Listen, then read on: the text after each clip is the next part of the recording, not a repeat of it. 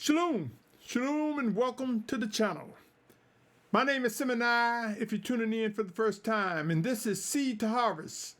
It's a series of messages that show that the Almighty Father created opportunities for us to learn and grow in wisdom from the simplest of things, from conception to birth and beyond. In this particular segment, my brothers and sisters, and I consider you, if you are one who seek to do the will of the Almighty Father, you will find yourself drawn to His word that was manifest in the name of Yahusha, as it is written in the scriptures, John 6:44. And we will grow to know that the set-apart spirit, the one which many prefer to just say Ruach HaKodesh, comes in the name of Yahusha, as John 14:26 reveals. In this segment of Seed to Harvest, I want to address what habits. You see, when a child is born, they have habits to reach for things, to look at things, to try to get into things after birth. And as the infant grows, they develop habits they see others do. They even try to talk like those that are older than them as the child develops, as the individual grows older and older. I can talk about an array of things when it comes to habits. But one thing that is important, Yahusha, and that's this. You see, many of us did not get detailed instructions on what it's like to be grown. In other words, when we no longer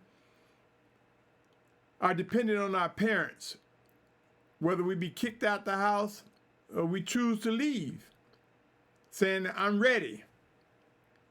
We have developed habits over the years, some knowingly, some unknowingly, some habits taken for granted. One of the biggest habits is budgeting to care for our living expenses. One habit is being disciplined to do all that is necessary to have your own family. If you have children or a child, habits, so many habits. And then we come to this awakening.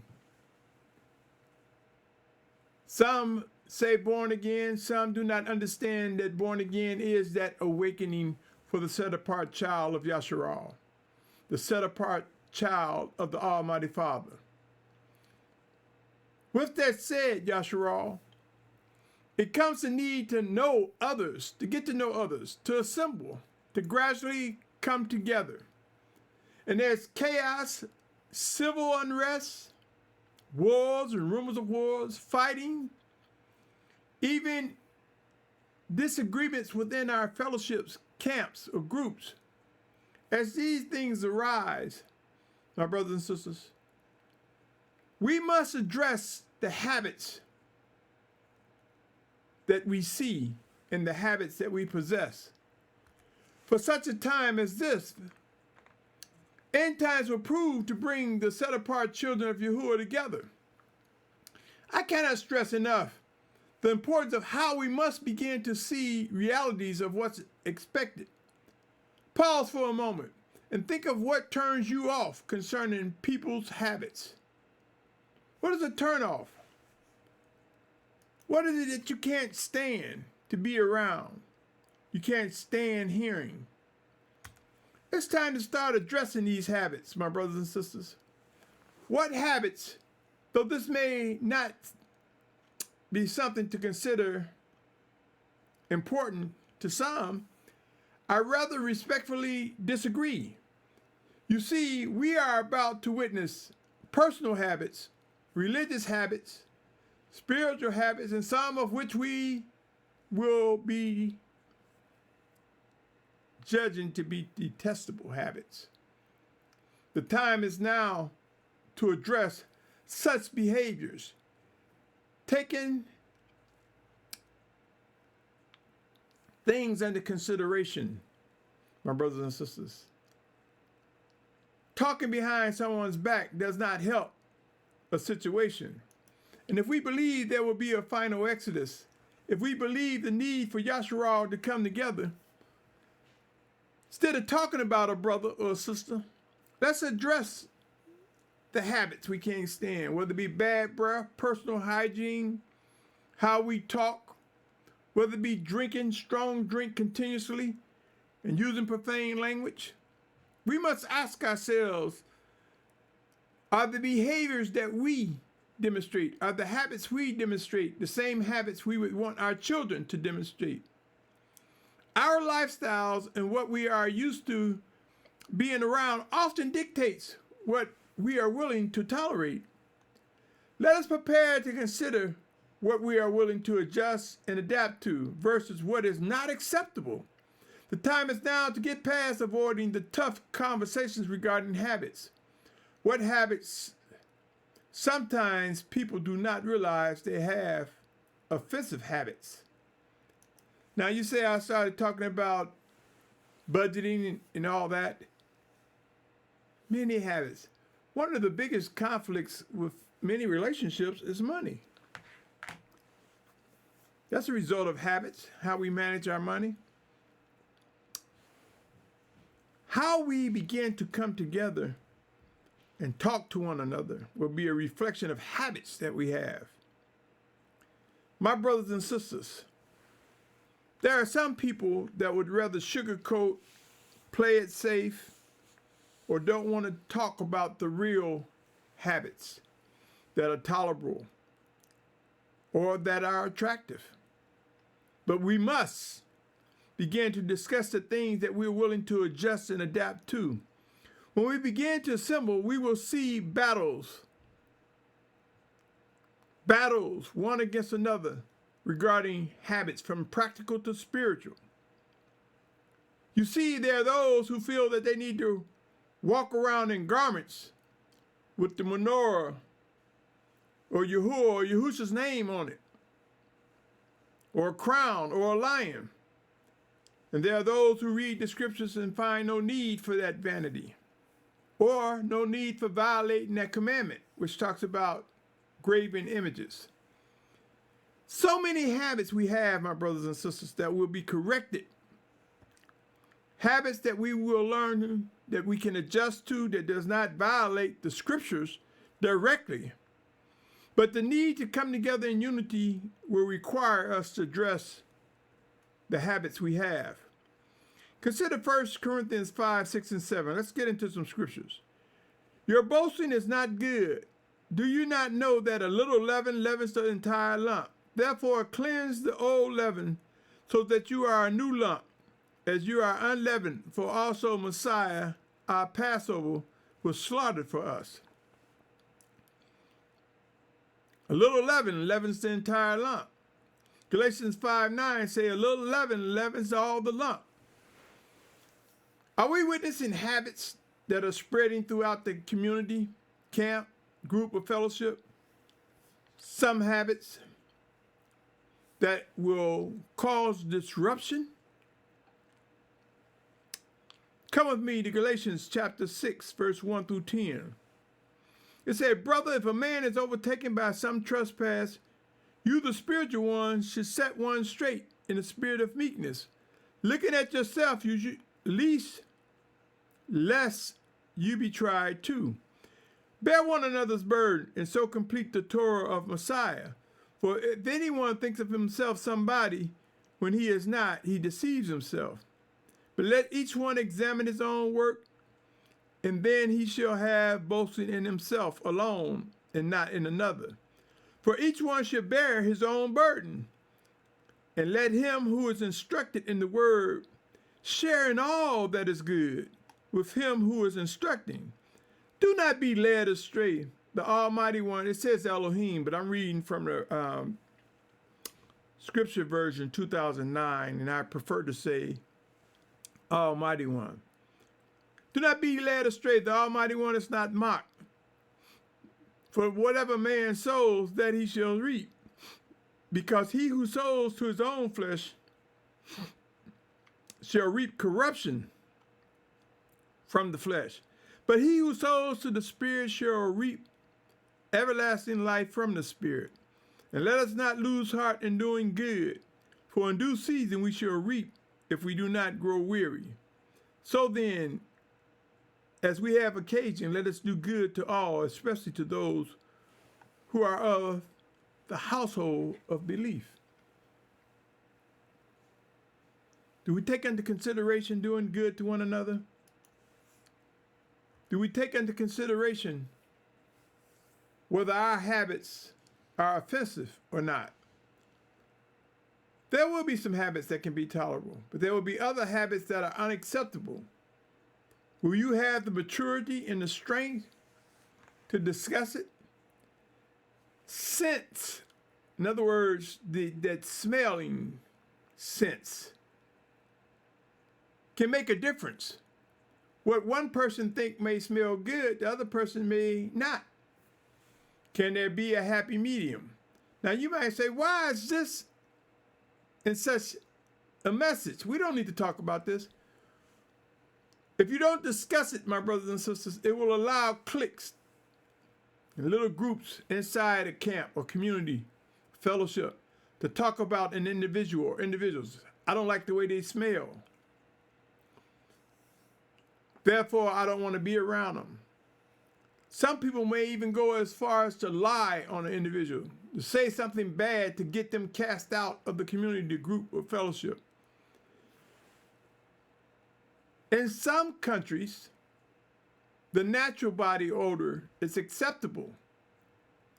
And they consider in the Western Hemisphere and some of the quote-unquote more industrialized nations, we have succumbed victims to certain deodorants, perfumes and colognes, and vanities. Are you prepared to let those vanities go? Even the scent of soaps. Are we prepared to adjust and adapt so that Yahusha, so that set-apart ones can be together?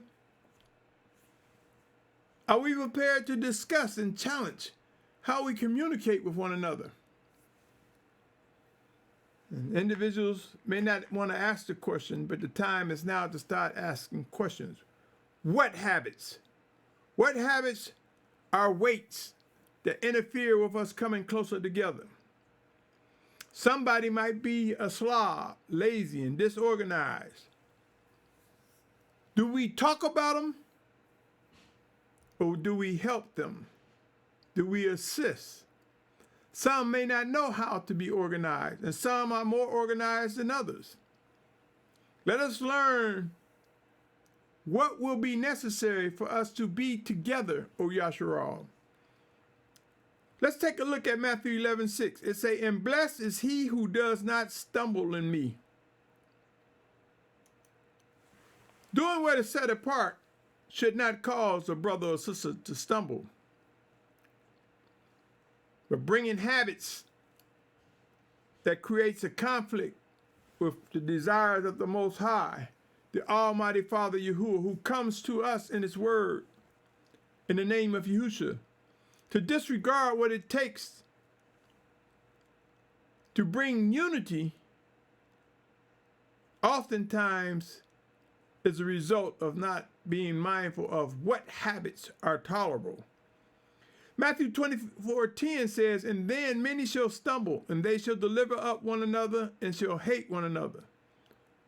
Some of us will stumble just because of the way a person smells, maybe the way they look, maybe the way they talk and speak.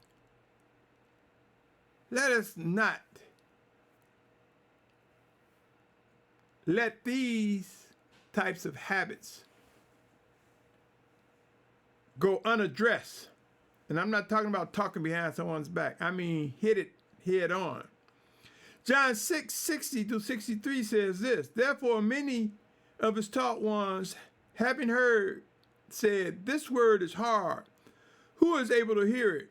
But Yahusha, knowing within himself that his taught ones were grumbling about this, said to them, does this make you stumble?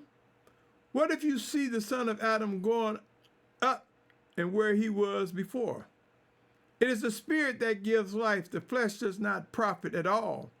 The words that I speak to you are spirit in our life. Let us take into consideration, my brothers and sisters, the life and the words that I've just presented.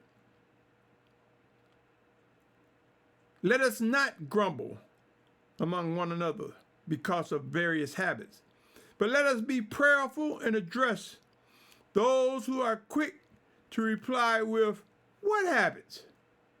Let's point them out. Pray, my brothers and sisters. End times will bring about some major corrections regarding personal and spiritual habits. To ignore them would only mean embracing division.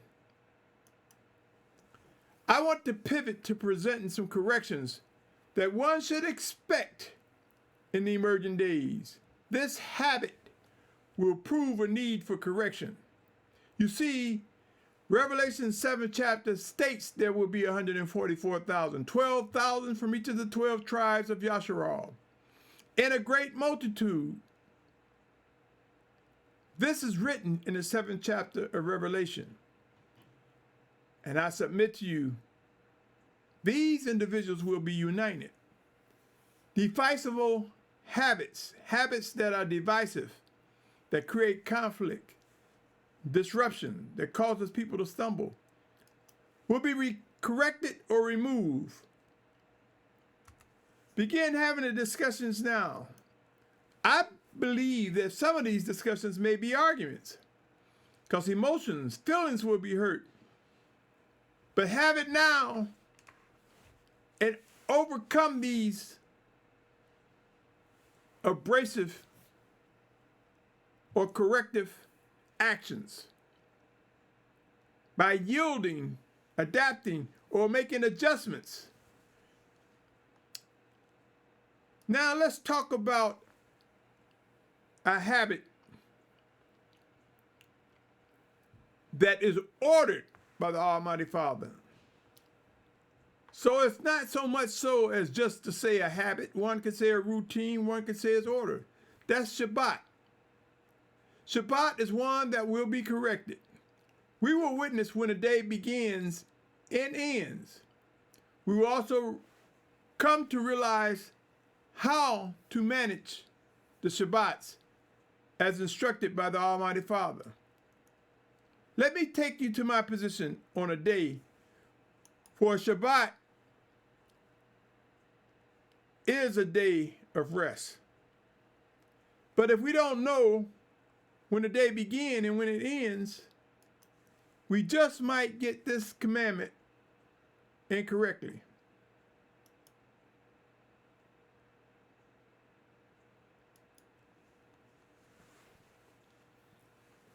Let's take a look at one of the most widely misinterpreted passages regarding Shabbat, my brothers and sisters.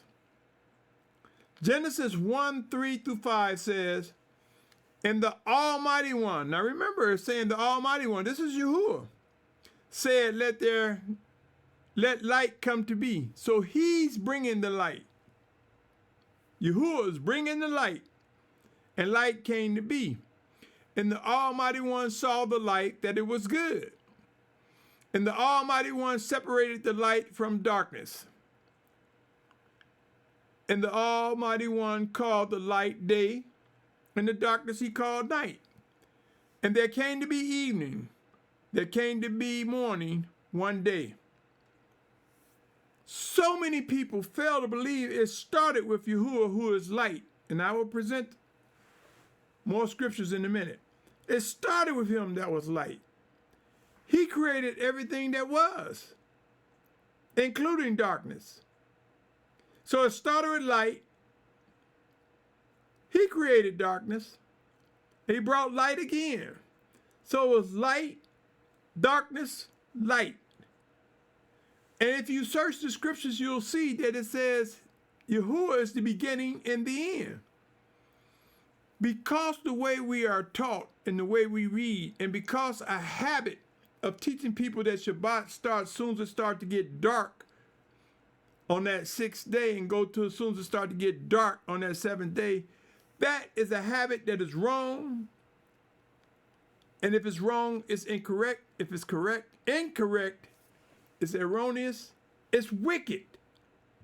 We have been seduced into believing those who have observed Shabbat as it starts to get dark till it start to get dark the next day, have been seduced into believing that that's how you measure a day.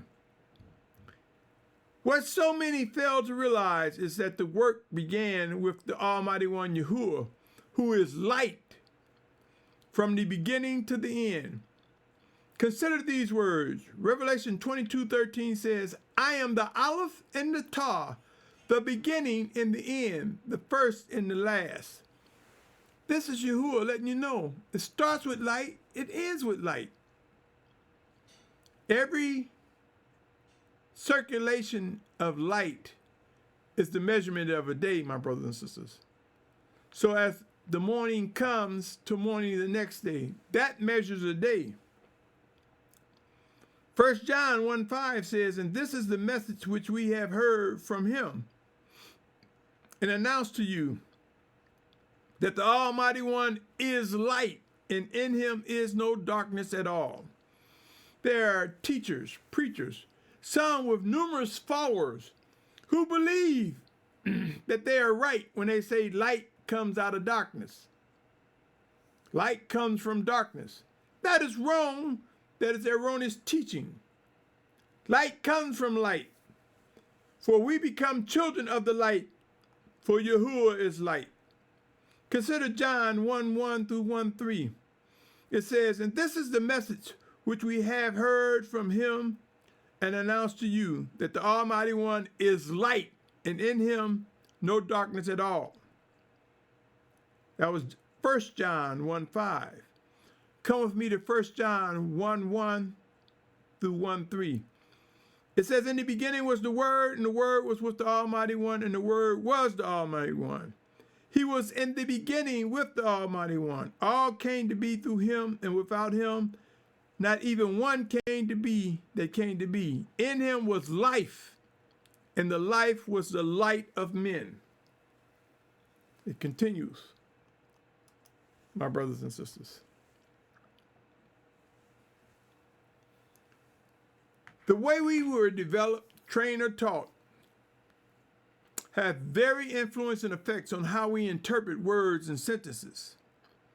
When Satan seduced Adam and Eve, he did not tell them the whole story as to what would happen if they were to eat the forbidden fruit. Just like these teachers don't tell you the whole story because they've been bitten by the wickedness and cut off Yahuah in the beginning by saying light came out of darkness. Wrong, my brothers and sisters. When it comes to a day, so many people ignore that it was Abba Yahuah creating darkness and light. He, the Almighty Yahuah, is, was, and will forever be light. They forget the scriptures state that Abba Yahuah rested on the 7th day, meaning that he started working and he rested on the 7th day. He who is light. Some are even unaware of Revelation 21:23. Come with me, brothers and sisters. It clearly states, Revelation 21:23, and the city had no need of the sun nor the moon to shine in it, for the steam of the Almighty One lightened it, and the Lamb is the lamp.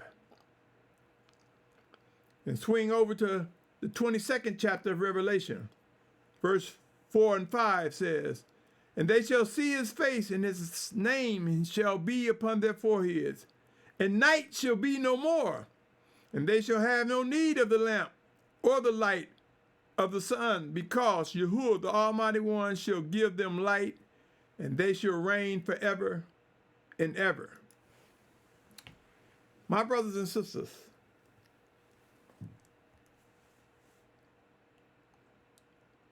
many of these erroneous teaching came from one's misunderstanding. Like there's a passage that talks about some people coming to the gates of Jerusalem or the gates of a city, and they pitched their tents before Shabbat. Evening came and they pitched their tent before Shabbat. And some will think that they was pitching their tent before it got dark, that Shabbat start. No, they were pitching their tents before morning came. So when morning came, when Shabbat actually came, there was no working and tilling and servitude going on. So it's how you interpret that scripture. And see, the word evening is the separation of night and day. But then when you drill down, you know this happens twice, in the morning and when daylight begins to end. And because of so many different translations, note that the letter has been tampered with. The scriptures, the Bible has been tampered with. All these different translations don't agree. You're not going to find Jesus and Lord in the original text. Even the misunderstanding of a new moon, another subject, another time. But in some of these texts, let you know the new moon is a new month. Some say it's not. Great corrections are coming. But one of the reasons why I brought up Shabbat, my brothers and sisters, because it is a routine. It is a habit that should be recognized correctly, honored and governed correctly. One reason a day in a Shabbat is important is Matthew 24:20. Matthew 24th chapter talks about end times. Notice that in the 20th verse it says, and pray that your flight does not take place in winter or on Shabbat. There's a reason why he said that. Because and notice he say your flight. So what if there are those who believe Shabbat starts as it starts to get dark on that 6th day? So they say, I'm not moving. I'm not doing any work. And then there are those who realize Shabbat doesn't start till the morning. So they work and work and work and move, because movement will come. When it talks about your flight, that means movement, action, my brothers and sisters. And so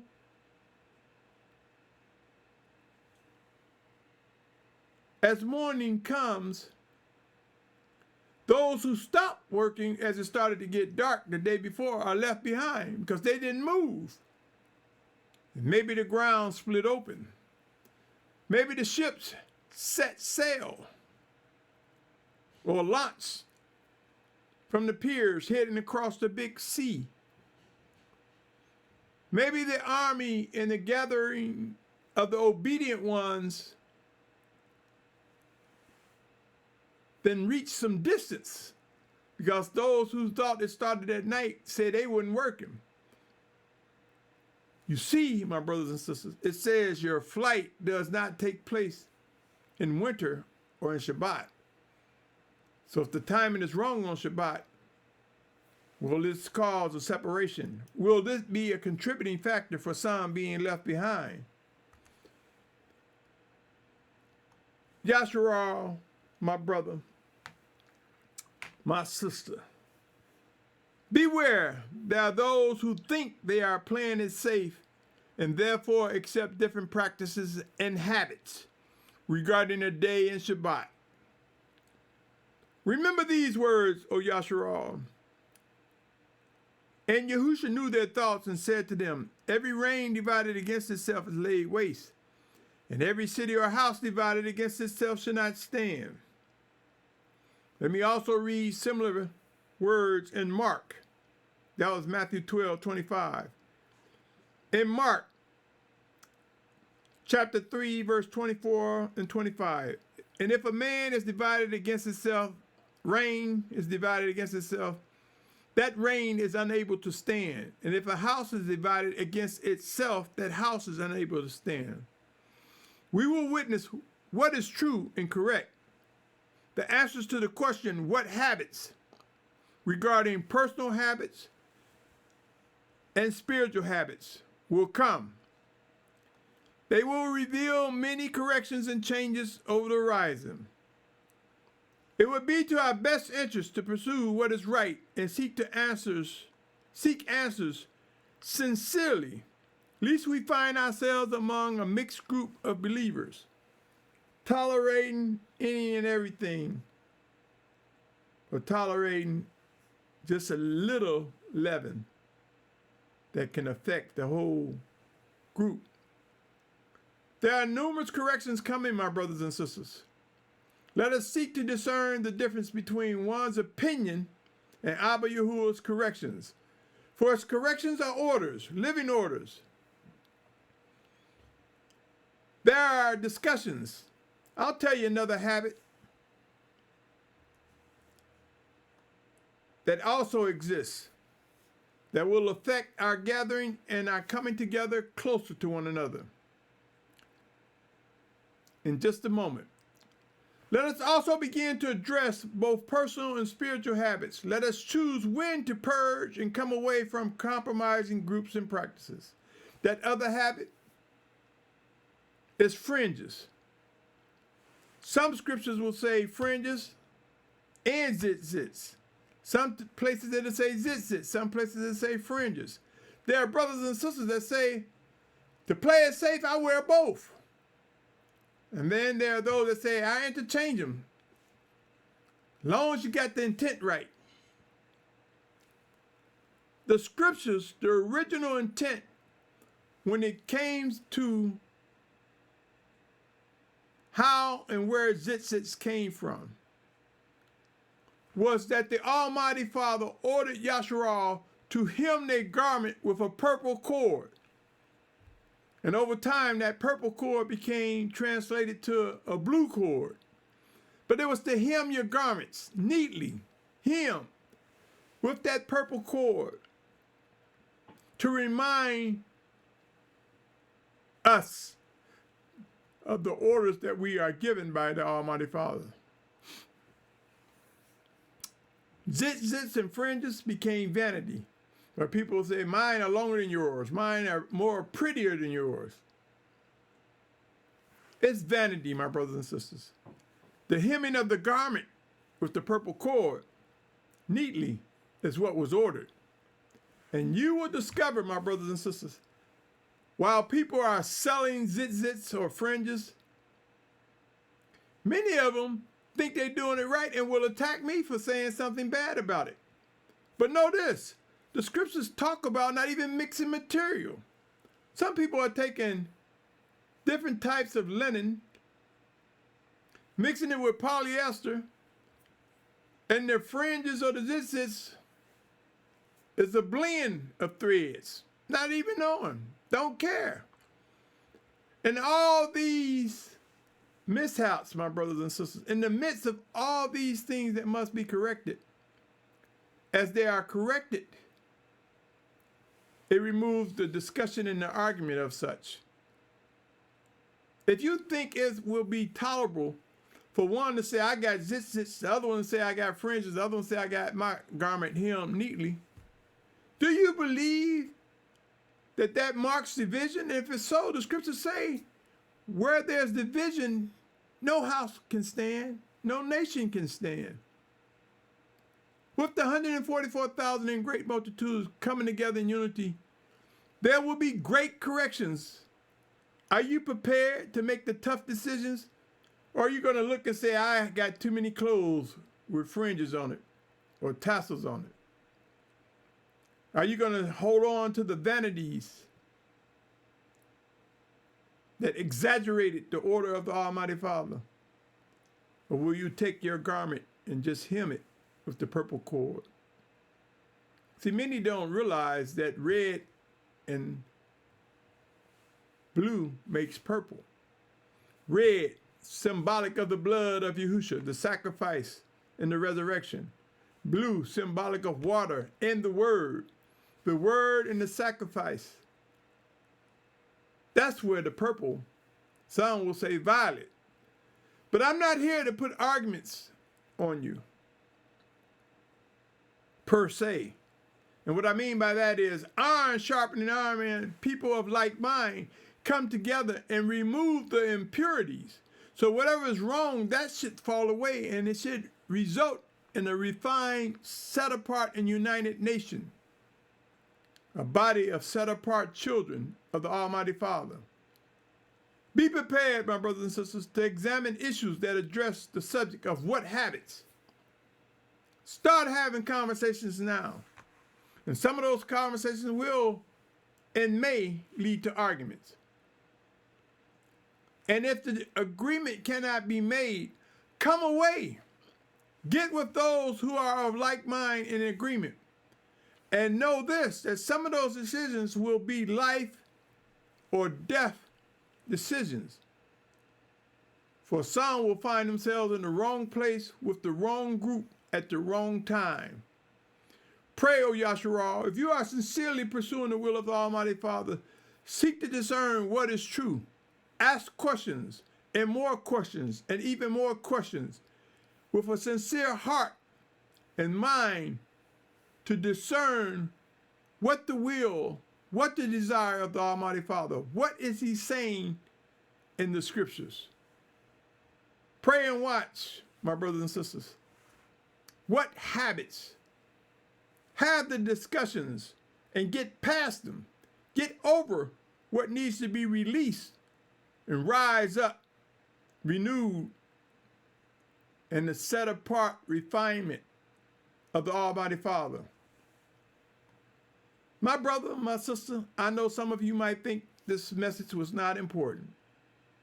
But if you expect Yahusha to come together in unity, if you believe and trust that the Almighty Father will bring us together,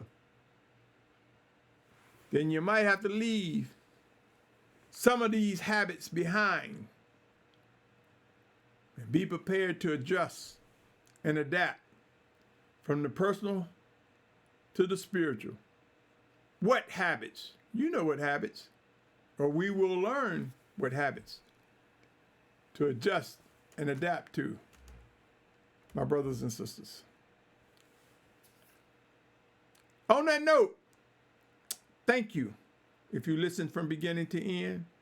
I pray that these words cause you to, at the very least, think about who you're with, who you're around, and who you will come around, and what habits will you adjust and adapt to, and which ones you will not tolerate, and which ones you may lead the charge to change. My prayer, more than anything, my brothers and sisters, is that we discern the living voice of the Almighty Father Yahuah that comes in Yahusha's name, and that we respond readily to minimize the weights, to remove the shackles, to come away and navigate from the distractions and move closer to one another.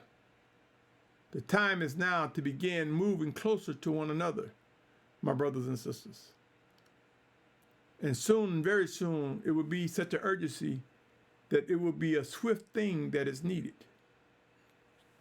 On that note, I say to you, my brother, my sister, may the speed, energy, and strength of the Almighty Father be with you as we press into all these challenging times that are unfolding before us. Shalum.